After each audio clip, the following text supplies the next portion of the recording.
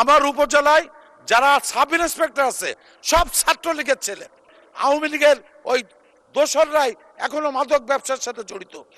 Total 2টা union আপনার পানিতে ভাসে। মাননীয় সদস্য অনেক দিয়েছি, আজকে আর না, 4 মিনিট। ধন্যবাদ। মাননীয় স্পিকার, আমি প্রথমেই শ্রদ্ধার সাথে স্মরণ করি স্বাধীনতার ঘোষক আমার দলের প্রতিষ্ঠাতা শহীদ রাষ্ট্রপতি জিয়ার। শ্রদ্ধার সাথে স্মরণ করি দেশমাতা গণতন্ত্রের প্রতীক মরহুমা বেগম খালেদা জিয়াকে। আমি শ্রদ্ধার সাথে জানাতে চাই, যিনি আমাকে নমিনেশন দিয়ে এই সংসদে কথা বলার সুযোগ করে দিয়েছেন। মাননীয় স্পিকার, আমার একটি উপজেলা নিয়ে একটি সংসদীয় আসন। আমার উপজেলায় 42 কিলোমিটার বর্ডার, ভারতের 2টা জেলার বর্ডার। আমার উপজেলার 4টা ইউনিয়ন পদ্মার ধারে অবস্থিত। তার ভিতরে 2টি ইউনিয়ন কোনো রাস্তা নাই, কোনো পাকা রাস্তা নাই। আমি মাননীয় এলজিডি মন্ত্রী মহোদয় নাই, প্রতিমন্ত্রী মহোদয় আছেন, আমি তাকে অনুরোধ করব এই 2টি ইউনিয়নে অন্তত হেরিংমোড় রাস্তা করে দেওয়ার জন্য। ওখানে কাঁচা রাস্তা ছাড়া একটি হেরিংমোড় রাস্তাও নাই 2টি ইউনিয়নে।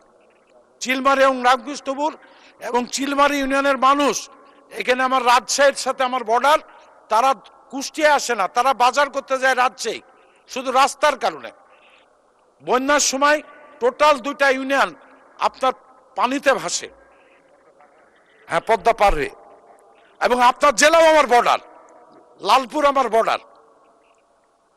মাননীয় স্পিকার, আমি মাননীয় এলজিডি প্রতিমন্ত্রীকে অনুরোধ করব, যেহেতু মন্ত্রী মহোদয় নাই, এই 2 ইউনিয়নের কুষ্টিয়ার সঙ্গে দৌলতপুরের সঙ্গে হেডকোয়ার্টারের সঙ্গে যোগাযোগ ব্যবস্থার জন্য ভাগজোতের নিচে একটি ব্রিজ এবং সুকার ঘাটের নিচে একটি ব্রিজ স্থাপন করার জন্য আমি আকুল আবেদন করব।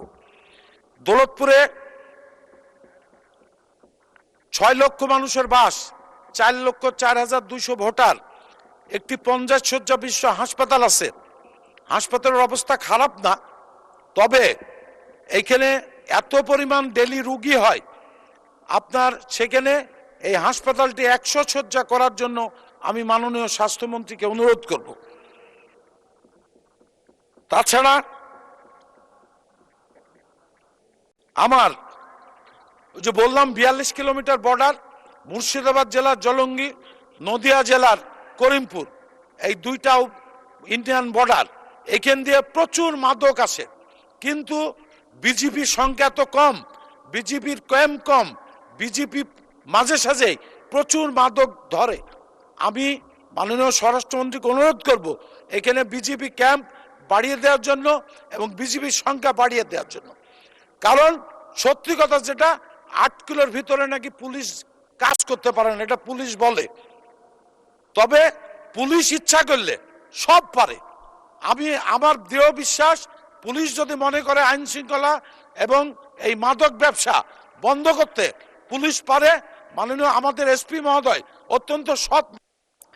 মাননীয় সদস্য আধা মিনিট ব্যয় করেছেন টাইম চাইতে, সেই আধা মিনিট আর 1 মিনিট, 1.5 মিনিট বাড়ানো হলো, 1.5 মিনিট। ধন্যবাদ। মিনিট মাননীয় স্পিকার আগেই বলেছে, আমি আপনার কাছে কৃতজ্ঞ।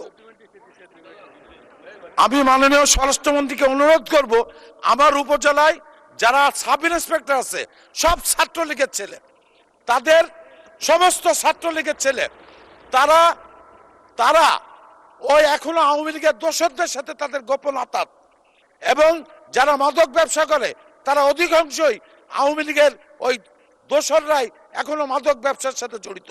তাই এই ছাত্রলীগের সন্ত্রাসীদের অতি সত্বর আমার উপজেলা থানার থেকে প্রত্যাহার করার জন্য আমি আকুল আবেদন জানাচ্ছি মাননীয় স্বরাষ্ট্রমন্ত্রীকে।